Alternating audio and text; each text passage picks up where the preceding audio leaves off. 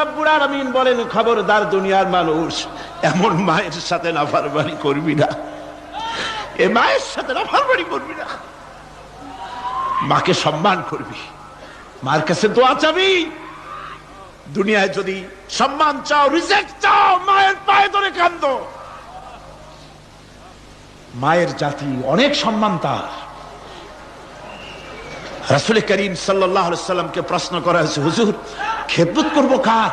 হুজুর কয় মায়ের। তারপরে কার? হুজুর কয় মায়ের।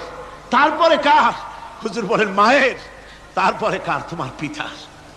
3 গুণ। তোর মায়ের মর্যাদা 3 গুণ বেশি, তোর বাপের চাইতে মর্যাদা বেশি। সুবহানাল্লাহ পড়েন। আর আজকে ইসলামের শত্রুরা তারা বলে যে ইসলাম নারীর অধিকার আদায় করে নাই। নারীর অধিকার ইসলাম দেয় নাই তো কে দিয়েছে? আমার বন্ধুগণ, বিশ্ব নবী জনাব মুহাম্মদ রাসূলুল্লাহ সাল্লাল্লাহু আলাইহি ওয়াসাল্লাম মসজিদে নববীর ভিতরে বসে আছেন। এক বৃদ্ধা মহিলা মসজিদের মধ্যে প্রবেশ করলেন। হুজুর বৃদ্ধাকে দেখে দাঁড়ায় গেলেন, বিশ্ব নবী বুড়ি মেয়ে লোককে দেখে দাঁড়ায় গেলেন। আল্লাহর নবী বুড়িকে দেখে দাঁড়ালেন। বুড়ি যখন কাছে এলেন, আল্লাহর নবী নিজের গায়ের চাদর বুড়ির জন্য বিছায়া দিলেন। বুড়ি বসলেন।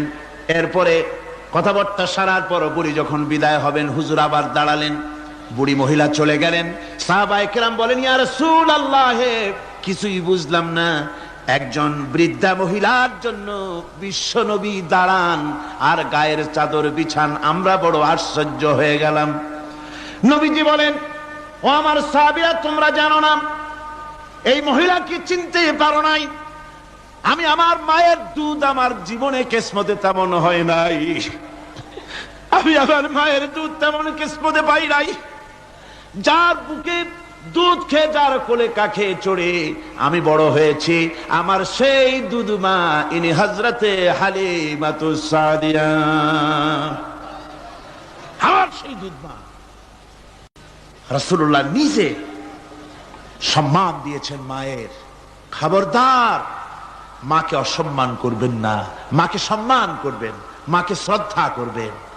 আমার বন্ধুগণ, আলেম ওলামা পীর বুজুর্গদের জন্য হাদিয়া তো দেন, আপনারা কোনো নিষেধ নাই, দেন।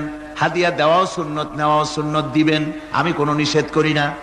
কিন্তু আমি বলতে চাই, পীর বুজুর্গদের কাছে, আলেম ওলামাদের কাছে হাদিয়া দিয়া আল্লাহরে যত না খুশি করতে পারবেন, এই ডালিম বেদানার মৌসুমে বেদানা একটা ভেঙে নিজ হাতে যদি মায়ের মুখে তুলে দেন, আল্লাহর আরশ খুশি হয়ে যাবে, আল্লাহর আরশ আজিম খুশি হয়ে যাবে, আল্লাহ পাক খুশি হয়ে যাবেন।